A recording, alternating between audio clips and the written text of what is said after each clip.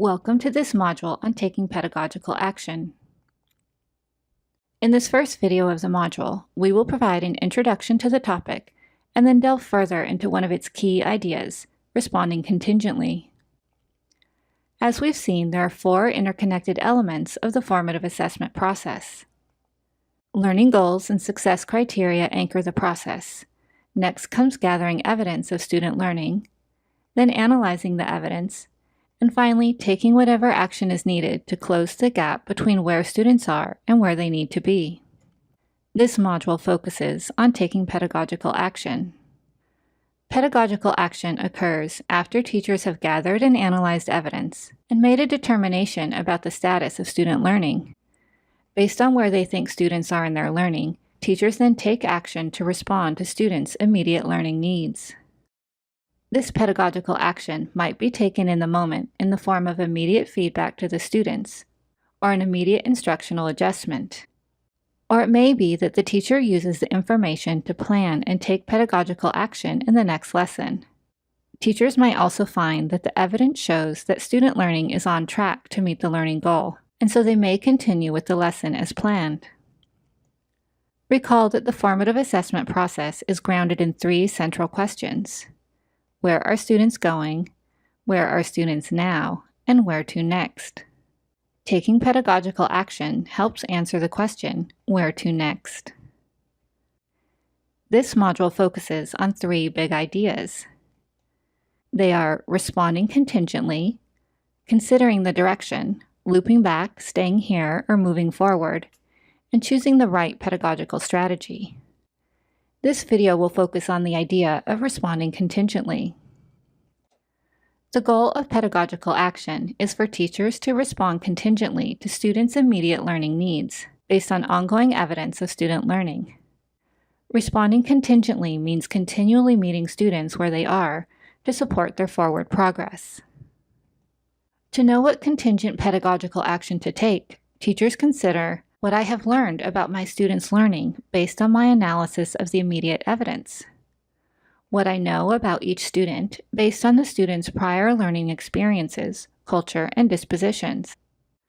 What I know about the progression of learning, the sequence of learning steps that will take students from where they are to the learning goal. What pedagogical moves in my toolbox of possible pedagogical action can best support each student as students progress towards the learning goal and success criteria. Now let's look at some examples. Consider a language teacher who has set the learning goal for his students to explain how to make a traditional culinary dish, using words and phrases to create coherence in the explanation. The teacher has just finished sitting down one-on-one with his students as they each describe the cooking processes out loud to him, a gathering evidence strategy. As a result of the teacher's analysis of this evidence, he determines that 3 of his students are at the emerging level, still struggling with including conjunctions such as and, but, and in addition, while others are at the maturing level, ready to begin using sequence words such as then, next, first, and finally. 1 or 2 students have a consolidated understanding and can already include conjunctions and sequence words. They are now stumbling over how to consistently express complete ideas. With this variation among his students, what pedagogical action does the teacher need to take? Clearly, it would not be appropriate to take the same next steps for all students. If his response is to be contingent on students' current learning status, he will need to differentiate his actions. He decides to give small group mini-lessons.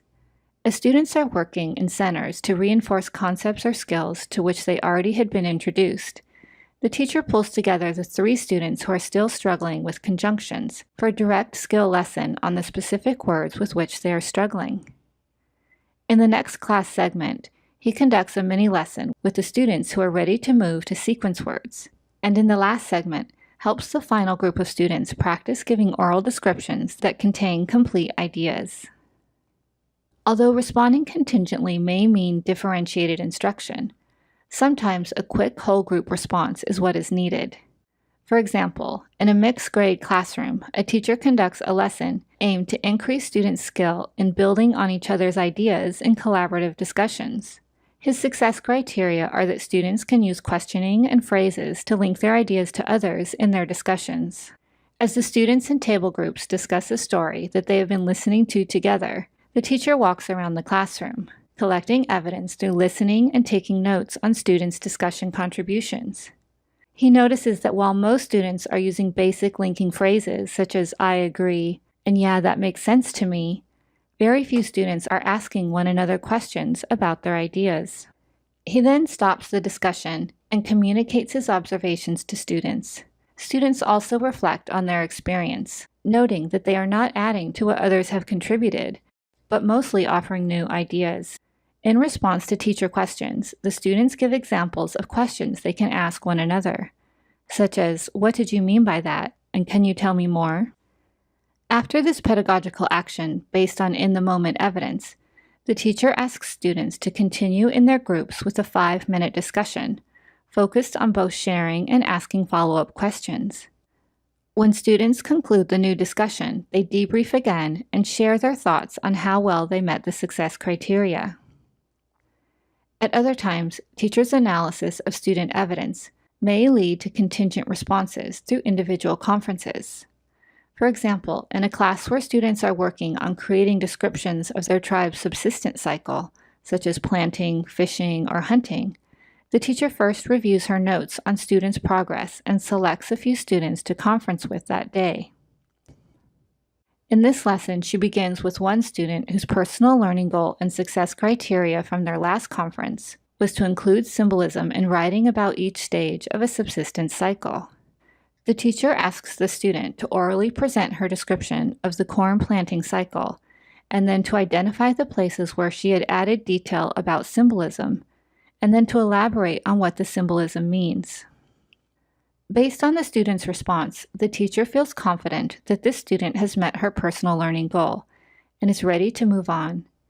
As a next step, the teacher says she thinks the description can benefit from additional information on what the process means to the community. With the student's agreement, the teacher writes this learning goal on a post-it note as the student's next learning goal. The student then attaches this to her class notebook for easy reference. Now let's pause and reflect. Think about the last unit you taught. Were there times when you responded contingently? How did you respond? What did you do and why did you do it? Pause the video a moment to reflect on these questions. Thank you. You have completed the first section of the Taking Pedagogical Action module. This video draws on training modules created by CRESST for the Colorado Department of Education. We thank the Colorado Department of Education for enabling us to share this work. We are also grateful to the following individuals for their contributions to these modules: Brenda Padletti-Sullivan, David Sullivan, Anjanette Williston, and Angela Landrum.